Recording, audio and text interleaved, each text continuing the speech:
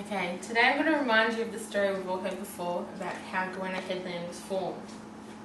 Okay, so the story of Goanna Headland is a story of local folklore, but it comes from a Bundjalung tribal nation Dreamtime story.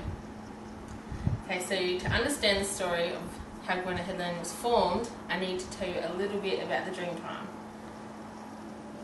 So every race or group of people has a different idea on how Earth was created or mankind was created. So the Bundjalung tribal nation group believes that the Earth existed featureless, so it was flat and grey and it had no living things, so no plants, no animals, no fish, no birds, no people especially, nothing.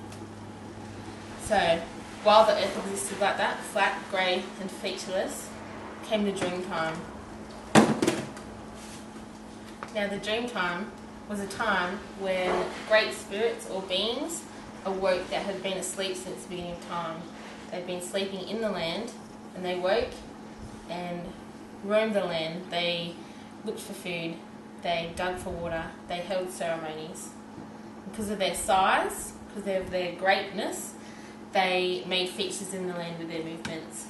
So the rainbow snake is the biggest of these beings, or the most powerful of these beings, and he's moving across the land like a snake, pushes the earth into mountains and creates gullies that are the rivers that go to the ocean. So one day the rainbow snake had been very, very bad. He'd been so bad that whatever he did we can't talk about and isn't spoken about, but let's just say it was so bad that it got the attention of everyone. It especially got the attention of a powerful being that lived up in Bungalwalgan. This being is known as a Weeum, or we will call him the Clever Man. So the Clever Man had got a gist of what the rainbow snake had been doing. So he did this really bad thing that got his attention, and he'd been keeping his eye on him to see what else he was up to. Now, the rainbow snake, in his journeys, started to annoy a bird or harass a bird, or another being I should say. So the Clever Man, this being the last straw, called for the Goanna. Now the Goanna was the only other being powerful enough to take on this rainbow snake. So once the Clever Man saw the bird being harassed by the rainbow snake, he called the Goanna to come and help him, to help protect the bird. So up went the Goanna, up to the Clever Man, and chased the rainbow snake. Now the rainbow snake took off and slithered across the land, downhill, across the plains, and towards Woodburn. And the Goanna followed him, thumping his tail in his rush to catch up. As they raced across down the hill and along the plain, they formed part of the Richmond River that we have today.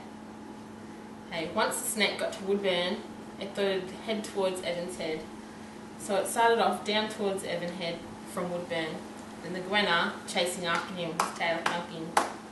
Halfway from Woodburn to Evans Head, the Goanna caught up and was just about to snap his tail when the snake turned around and bit him on the head.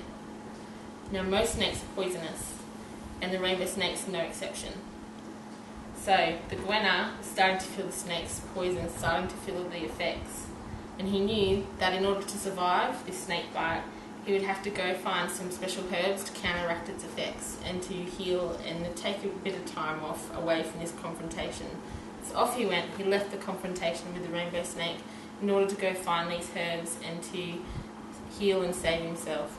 The rainbow snake, seeing that the Goanna had left the confrontation, probably to die, was feeling very, very smug and kept going straight to Evans Head. Once he got to Evans Head, he wasn't in a rush. He had a look around, a bit of a slither around, and he thought, in his smugness, I'm just going to go right back up the river. There's nothing to stop me. I'm going to go right back. So up he headed upland, up the river again, towards Woodburn again. As he was going, he was coiling and curling and just slithering around in his smugness. He's quite happy and he was enjoying the sun. As he coiled around, he created Snake Island. But he wasn't finished. He kept going and he coiled a second time and created Pelican Island. And as he finished creating Pelican Island with his coiling and curling about, he lifted his head, and who did he see crossing the plains?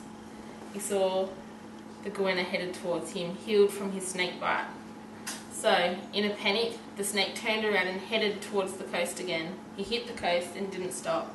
He went through the ocean and found a deep spot where he made himself an island in order to hide from the Goanna. So the Goanna wouldn't recognise him when he came hunting for him.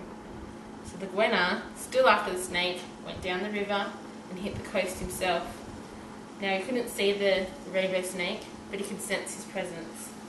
So in order to wait for him to come back to land, he laid up downside the coast, and he waits there today.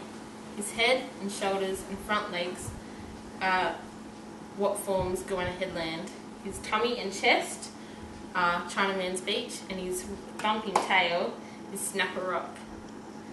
Now if you go there today, up at the lookout, there's a plaque that shows you where the Goanna lies alongside the coast, and you can also hear, when the swell and the wind are very strong, you hear the hiss of the rainbow snake and the thump of the Goanna's tail from Snake Cave at the bottom of the Goanna Headland.